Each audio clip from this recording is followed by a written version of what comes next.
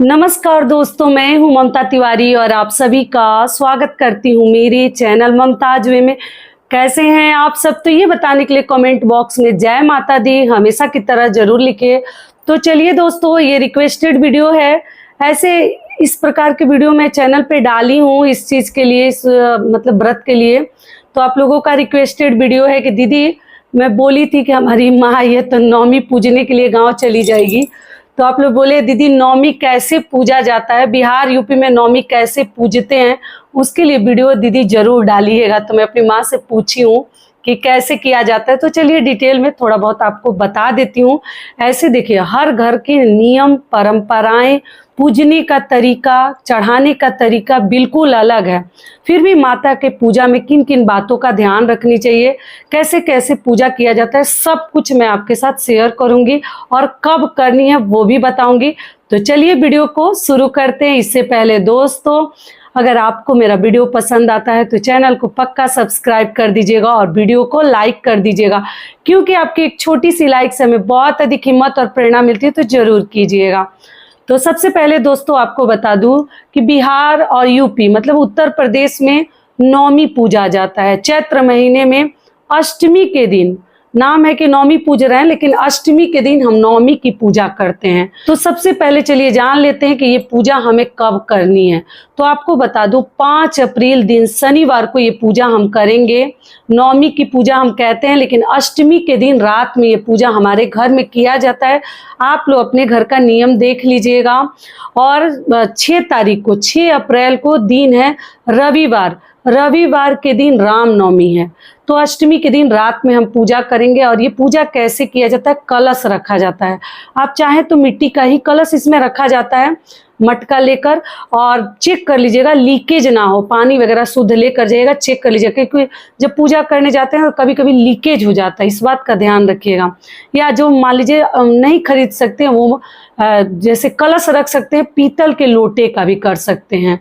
तो इसमें पीतल का जैसे लोटा भी ले सकते हैं, कलश लेनी है। और कलश हमें रखनी है जौ या गेहूं का नीचे आसन देकर आप लोग कलश रखिएगा।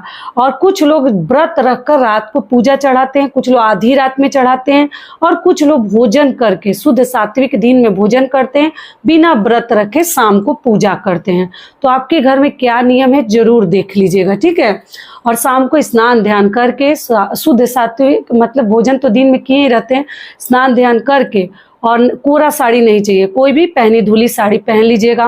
और कलश रखा जाता है, कलश के नीचे आप गेहूं है तो गेहूं, जौ है तो जौ का आसन देकर उस पर हम कलश रखते हैं, जो भी कलश आप रख रहे हैं। उसके बाद से हम क्या करते हैं कि उस कलश में जल भरते हैं। घर के कोई पुरुष भी भर देता है, कोई नहीं है तो महिलाएं भी भर सकती हैं।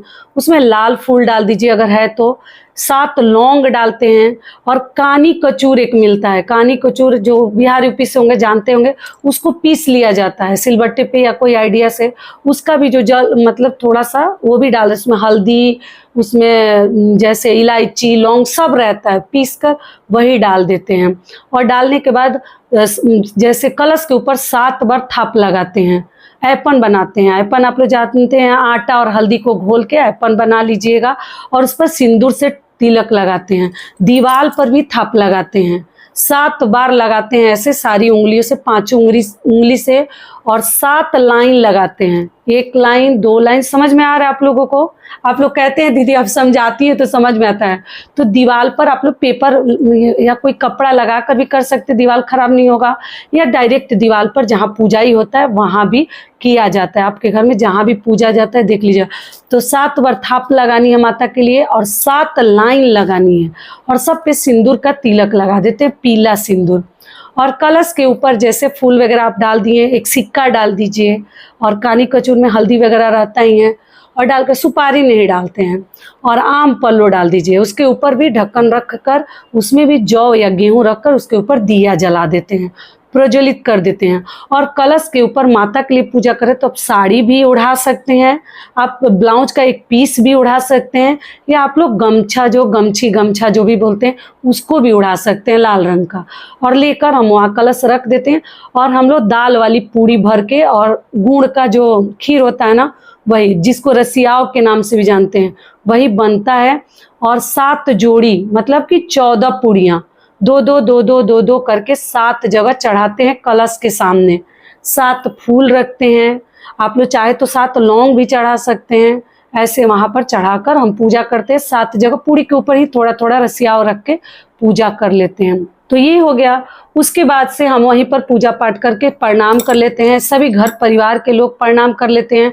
और जो कानी धूप आप लोग वहां पर जैसे धूप वगैरह जला दीजिएगा, कपूर जला लीजिएगा, माता की आरती करते हैं। और आंचल में खोइछा भी भरते हैं। जो साड़ी कपड़ा आप लोग माता को ओढ़ाए हैं उसमें आंचल में सादी पूरी हम लोग भरते हैं। चना भी आप लोग चढ़ा सकते हैं माता के पूजा में। तो आप मिठाई लड्डू जो आपकी इच्छा है आंचल में डालकर, या थोड़ा सा रसियाव ही डाल दीजिए मीठा कुछ, और वहीं पर उस पीस के ऊपर कपड़े के ऊपर जो लटका रहता है उसमें रखकर माता की खोइछा भर देते हैं। लड्डू भी चढ़ा सकते हैं। टोटल आपके चढ़ाने के ऊपर है। जितना कम में भी कर सकते हैं, अधिक भी चढ़ा सकते हैं। जो कि मैं हमेशा आपको बोलती हूँ, यथाशक्ति तथा भक्ति। जितना भगवान दिए हैं उतना ही में करनी है, ठीक है, ले देकर हमें नहीं करनी है। उसके बाद से जो कानी कचूर हम पीसे रहते हैं, मतलब घोल उसका, उसी को गिराते गिराते हम बाहर तक अपने मेन गेट तक जाते हैं। छांक देना जिसको बोलते हैं, माता के आने के लिए हम रास्ते पर वेलकम जिसको बोलते हैं, स्वागत के लिए हम वो गिराते चले जाते हैं।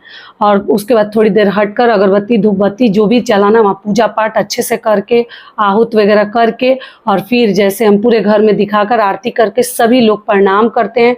और करने के बाद कुछ लोग जैसे उस जो चढ़ाए रहते हैं या जो भी घर में बना रहता है उसको अगले दिन बासी खाते हैं।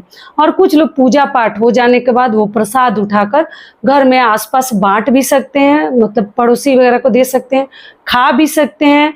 और आप चाहें तो अगले दिन भी खा सकते हैं। वहीं पे ढक दीजिएगा, या पूजा हो जाए तो थोड़ी देर बाद उठा लीजिएगा। मान लीजिए कुछ लोगों के यहाँ चूहा भी आते हैं, आप लोग बोलते हैं दीदी चींटी कॉकरोच चूहा आते हैं तो रात भर कैसे छोड़ेंगे, तो आप देख लीजिएगा, उठा कर रख दीजिएगा वहीं पर ढक के किसी चीज़ से, या आप लोग कहीं और भी रख सकते हैं, या चाहे तो खा सकते हैं। तो इस विधि से हम खोइछा नहीं उठाते, खोइछा माता के पास रात भर छोड़ देते हैं, किसी चीज़ से ढक दीजिएगा। तो इस विधि से हम नवमी की पूजा करते हैं। नवमी पूजाई जिसको बोलते हैं, घर घर में पूजा होती है। कुछ लोग गेहूं सुखाकर धोकर आटा उससे पिसवाते हैं, और जिनको सुविधा नहीं है तो रेडीमेड भी आटा यूज करते हैं।